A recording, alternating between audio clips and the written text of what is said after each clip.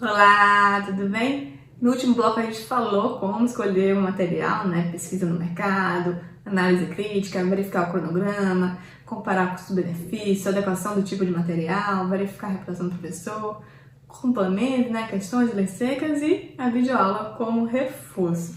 Bom, agora a gente vai falar de um ponto muito importante, que é destrinchando o edital. A gente precisa muito atenção nessa aula aqui, que ela é super importante e vai servir para a vida toda. Vai servir agora para quem está iniciando, vai servir nos pós-editais, tá? Ela é muito importante esse bloco, então prestem muita atenção. Bom, primeira coisa que eu falei lá no bloco 2, quando a gente for consultar o edital e no site oficial. Lembra que eu fui lá no Google, entrei no CESP, no site da CESP, e baixei o edital por lá, tá? Não baixa nos cursinhos, eu sei que sai o edital, o cursinho já manda, né? Tudo bem, dá uma olhada ali, mas quando for montar o planejamento, vai lá no site oficial e baixa, tá bom? Então isso é muito importante. Vamos pegar aqui o exemplo do TCU 2015, né? Que foi o exemplo que a gente trabalhou no bloco passado, né? Então, baixando aqui o edital, a gente já baixou. Uma coisa que eu falei para vocês ficarem atentos ali no site do CESP é para ficar sempre olhando, né? Quando sair o seu edital, entra sempre lá, porque às vezes vai, ó, retifica, tirou um tópico, incluiu o outro. Às vezes é só uma mudança de nomenclatura, uma lei que eles botaram uma lei antiga, por exemplo, agora talvez colocou lá a lei de licitação, um exemplo só, tá? A 666. E aí quando foi ver, não quero mais essa não, vou botar só a lei nova, né? E aí você está estudando a lei antiga. Então, presta sempre atenção nas certificações, né? Geralmente os cursinhos avisam, né? O professor avisa, mas vale a pena você ficar sempre atento a isso que está mudando ou não. Então, essa é a primeira dica quando você for destrinchar o edital.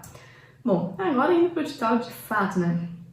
Primeiro são as vagas, né? Mais importante, né? A gente precisa fazer essa análise das vagas, né?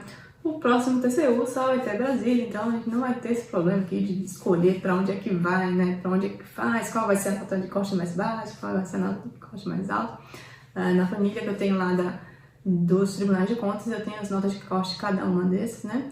Então você pode até analisar, ver, quem escolheu Brasília deu bem ou não, então você escolhe.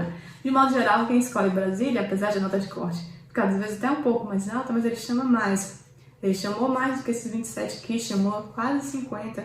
Se eu não estou enganada, chamou bastante. Então, Brasília, a fila costuma dar mais, né? Então, tem que ficar atento a isso também quando for escolher as vagas. Mas o primeiro ponto a observar no edital são as vagas. O outro, mais importante, é a data da prova, né? Seu cronograma vai ter que terminar antes da data da prova, né? De preferência, né? Ou você vai ter que ajustar ele para terminar antes, né? Se estiver dando depois, então corta algumas matérias, corta alguns assuntos, vou mostrar como faz isso lá pra frente. Mas sim, precisa ficar atento à data da prova. E o pagamento, muito importante. Já tive alguns casos de alunos que não pagaram a inscrição, né? Esqueceram, quando viram, passou a data e aí não pagou a inscrição. Então o que eu recomendo, saiu a prova, já deixa ali, pega o boleto, planeja ali, já deixa o pagamento uns 2 dias antes do vencimento, né, pra dar aquela garantia. Se puder pagar logo no dia, paga logo, mas eu sei que às vezes você só vai ter um dinheirinho no fim do mês, né, ou vai conseguir o dinheiro com a família para pagar a inscrição, mas não deixa pro último dia, tá bom? Senão cai me esquecendo. Bom, agora vamos à parte super importante, né? A gente tem aqui a compreensão da estrutura da prova, né? O CESP, né, ela não diz as matérias item por item, mas ela disse assim, conhecimento geral vai ter 100 itens, conhecimento específico 100 itens. Tem a prova discursiva, né, que teve, essa do TCU foi uma coisa diferente, assim, né, teve prova discursiva de conhecimentos gerais, 2 questões, e prova discursiva de conhecimentos específicos, uma questão e uma peça técnica, né. Na aula bônus com a professora Carla, a gente falou sobre peça técnica, falou sobre questão, falou um pouquinho disso. Mas vamos ao foco aqui, que é montar o planejamento. A gente precisa primeiro conhecer essa estrutura, né? Isso é muito importante.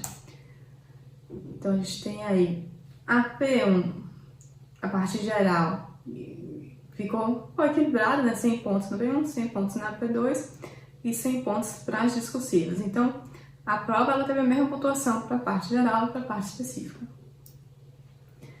Bom, como eu falei, o CESP ele não dá essa disponibilidade de quantas questões por matéria, né? Então, como é que eu tenho isso aqui?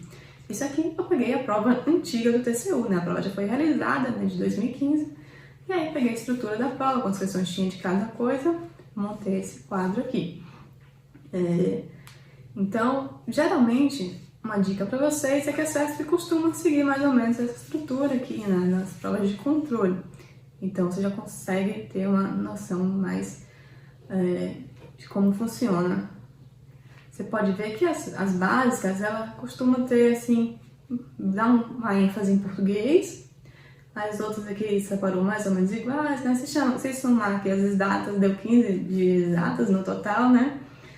Controle externo, 10. Aí as outras ela dividiu parecidinho, né? Direito administrativo, civil, processo penal, auditoria governamental e nas informações, né? Que são auditoria, o trabalho do auditor, né? E informática, o TCU está sempre buscando se desenvolver, né? Então, deu um peso maior. Então, aqui a gente tem uma outra forma de analisar, né? A gente pode bater o olho aqui logo em português, grande, né? Controle externo, por as matérias principais da parte básica. Nas específicas, a gente vê que foi mais equilibrado, né? 14, 16, 13, 15, 14, 15, 13.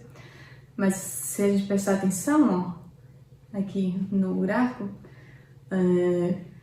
contabilidade de custos, uma matéria bem pequenininha, caiu 3 questões. Análise das demonstrações contábeis é menor ainda, 15 questões só disso, né? Se o Sanja é uma aula só de análise das demonstrações contábeis, né? Então, 15 questões sobre isso. Teria que garantir bastante, ficar bem fera aqui nisso, né? Tem um peso alto, né? Porque somando, na verdade, contabilidade que a gente trabalha, né? Que são essas 3 matérias aqui, pegou quase metade da prova. Se juntar com a pública, aí que fechou mesmo. Então, teve um peso muito grande para as contabilidades. Bom, nesse bloco, falamos de destrinchar, de saber o peso, e agora no próximo eu vou mostrar por que isso é importante, por que a gente precisa fazer essa análise, tá bom? Até logo!